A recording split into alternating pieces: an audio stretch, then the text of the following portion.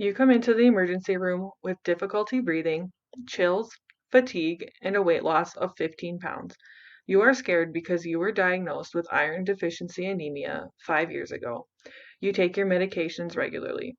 The doctor asked if you have nosebleeds, bleeding from the gums, or hematuria, and you answer no to all of the following questions. The doctor tells you that your vital signs are normal, but your lymph nodes and liver are enlarged.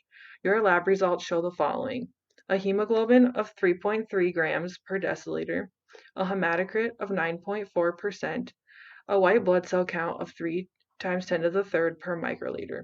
Your white blood cell differential shows 55% lymphocytes, 42% neutrophils, 2% eosinophils, and 1% basophils, therefore indicating pernicious anemia.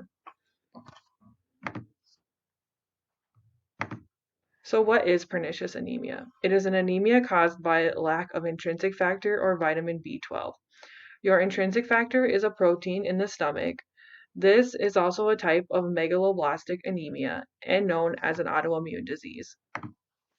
So the symptoms of pernicious anemia: patients usually have tingling in the hands and feet, an unsteady gait, malaise, weight loss, and a bright red smooth tongue.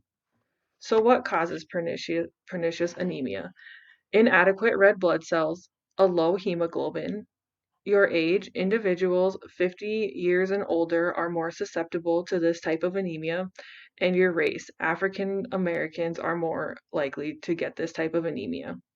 Your intrinsic factor and vitamin B12 are related because they both deal with vitamin B12 absorption.